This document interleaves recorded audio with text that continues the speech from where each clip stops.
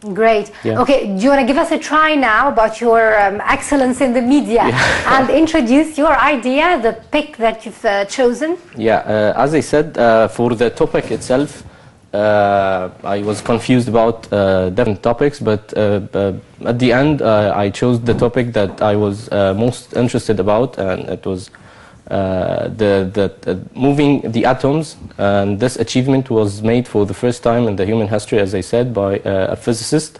He could actually hold a single atom and move it from the place which he located to another place that he designed.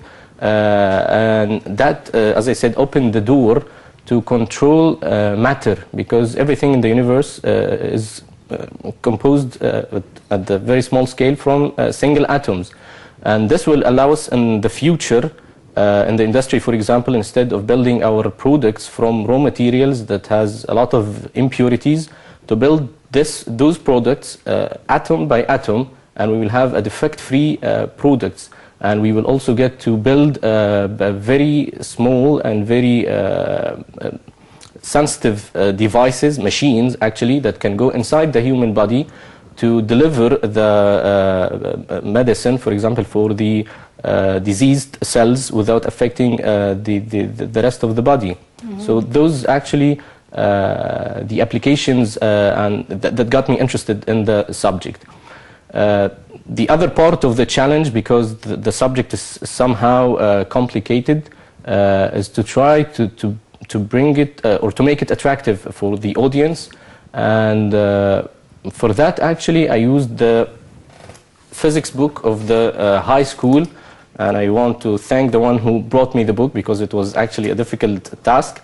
I used the physics book because maybe all of us know that in our culture of education in Egypt, we have this the day of the exam of the physics. This is one of the worst nightmares yes, in life. of course, in the life of every Egyptian student. So I started that every one of us have passed by the physics book and the physics exam night and qualified by it, and that made me, when I look at the physics book, imagine that if we were born 100 years before, the physics wouldn't be that difficult. But at the same time, many achievements that were made by physicists with this, among them is the achievement of moving the atom. Mm-hmm. So that's how you sense the impact of this whole idea. Great. Yeah. And we have Aman. Hello. Hello. Maisa, how are you? I'm fine, thank you very much. Well, let me tell you something, Maisa.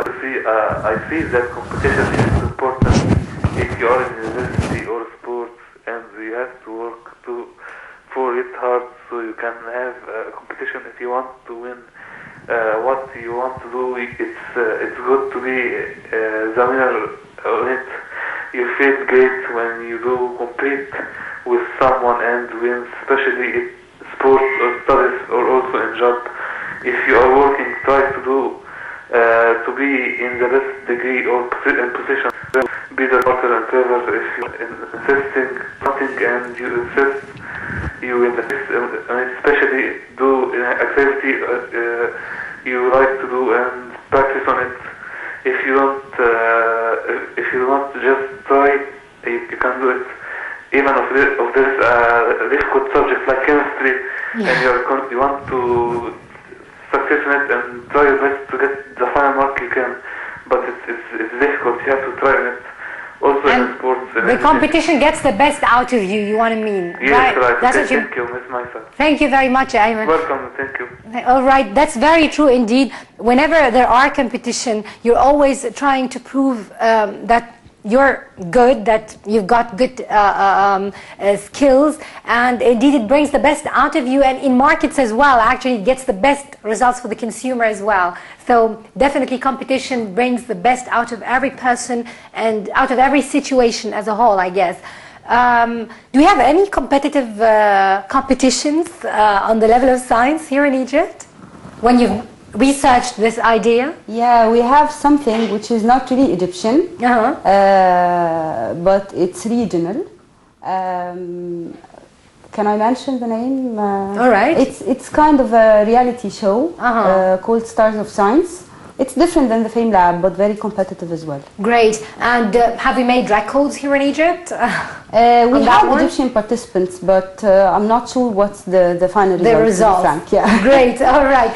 So basically, Doaa, you've also had part of your organization process, the selection of the jury, and setting selection criteria for the people as well. You've made the open application or registration for this competition quite, I wouldn't say restricted, but you've only opened it up for 3 governorates here in Egypt. Are there any plans to expand the competition to cover other governorates in the future? Hopefully, yes. This year was like we're piloting the project. So we thought of Cairo, Alexandria, and Asyut to have the diversity and to have different people from different places. But next year, I'm sure that we will expand and have more heats all around Egypt. Great. All right. I want to know about the ceremony that you've attended yesterday. Were there any interesting presentations or something remarkable that attracted your attention the most? Let's start with you, Hazem.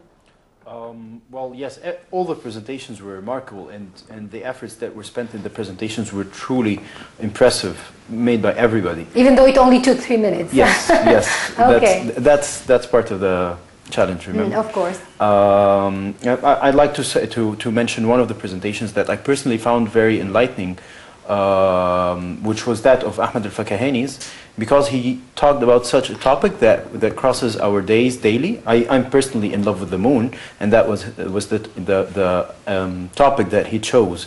What if one day we don't find the moon in the sky? He's mad about astronomy, and he used this topic about the moon and the impacts and the consequences of losing the moon as a satellite to Earth are completely inconceivable. You wouldn't imagine the importance of the moon to Earth. Not just the gravitational force of the tides in the seas, but it turns out that the moon has all sorts of ecological and biological life on Earth. Basically, without the moon, life would pretty much not be possible on Earth. So that was quite impressive to know. Indeed. All right. What about you, Mohammad? I want to know what was the most impressive or remarkable presentation you've seen yesterday. Yeah, yesterday I was somehow unlucky because I was in the middle of the contestants, so I missed a couple of presentations before my presentation. I missed also a couple of presentations after mine.